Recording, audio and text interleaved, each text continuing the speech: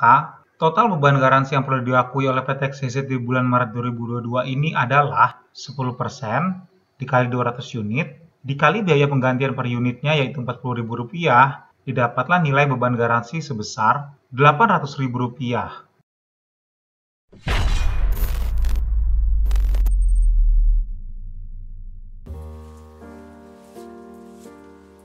Kewajiban kontingensi adalah kewajiban potensial yang mungkin saja menjadi kewajiban aktual di masa depan.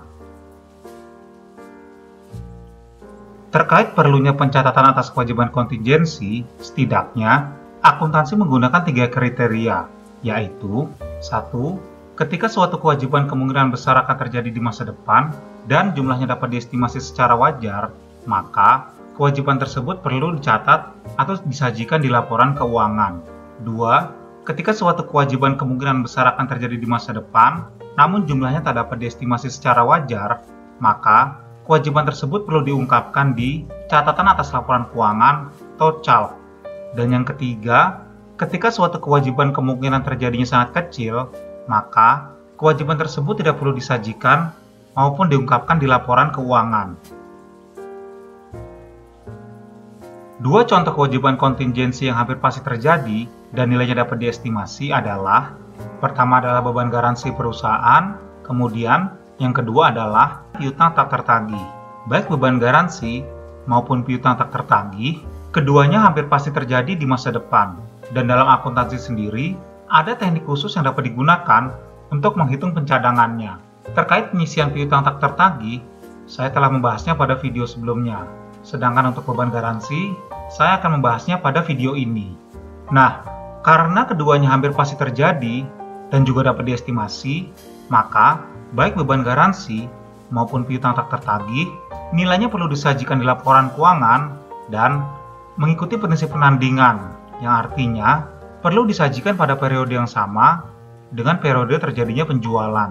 Asumsikan pada bulan Maret 2022, PT XYZ menjual 200 unit mesin pemotong rambut dengan harga satuan sebesar Rp200.000. Harga jual tersebut termasuk garansi 1 tahun atas penggantian suku cadang bila terjadi kerusakan. Berdasarkan pengalaman di masa lalu, PT XYZ memperkirakan 10% dari 200 unit yang terjual tersebut akan rusak dan biaya penggantian suku cadangnya adalah sebesar Rp40.000 per unitnya. Maka, total beban garansi yang perlu diakui oleh PT XYZ di bulan Maret 2022 ini adalah 10% dikali 200 unit, dikali biaya penggantian per unitnya yaitu Rp40.000, didapatlah nilai beban garansi sebesar Rp800.000. Entri jurnal atas pencadangan atau pengakuan beban garansi ini di akhir Maret 2022 adalah beban garansi produk didebit Rp800.000 dan utang garansi produk dikredit Rp800.000. Jurnal ini memastikan prinsip penandingan ditaati oleh perusahaan dengan mengakui beban di periode yang sama dengan periode saat penjualan terjadi.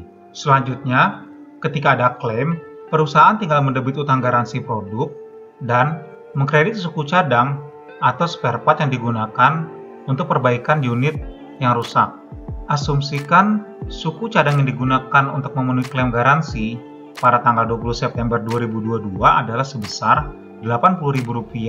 Maka, entri jurnal yang perlu dibuat oleh PT XYZ adalah utang garansi produk didebit sebesar Rp80.000 dan suku cadang yang digunakan dikredit sebesar Rp80.000. Dalam beberapa kejadian, kewajiban kontingensi amat sangat mungkin terjadi, namun nilainya tak dapat diestimasi secara wajar. Misalnya saja, pencemaran lingkungan setempat akibat kesalahan pengelolaan limbah oleh perusahaan. Dalam hal ini, perusahaan mengetahui dengan pasti bahwa di masa depan pasti akan ada uang yang dikeluarkan untuk membersihkan lingkungan, ganti rugi ke warga yang terdampak, hingga membayar denda yang ditetapkan oleh pengadilan. Namun demikian, terkait seberapa besar biaya yang akan dikeluarkan di masa depan tersebut, perusahaan tak dapat memperkirakannya dengan pasti dan wajar. Atas hal ini, perusahaan tak perlu membuat estimasi dan menyajikan nilainya di laporan keuangan. Namun, tetap ada kewajiban bagi perusahaan untuk mengungkapkannya di catatan atas laporan keuangan agar pihak-pihak yang berkepentingan menyadari risiko yang dapat terjadi di masa depan.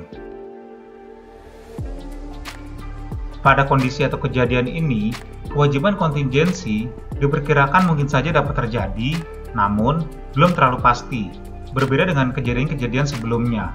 Misalnya saja, perusahaan sedang dalam proses pengadilan karena adanya tuntutan terkait pelanggaran paten. Jadi, di kejadian ini, ada kemungkinan perusahaan mengalami kekalahan dalam proses peradilan terkait pelanggaran paten ini.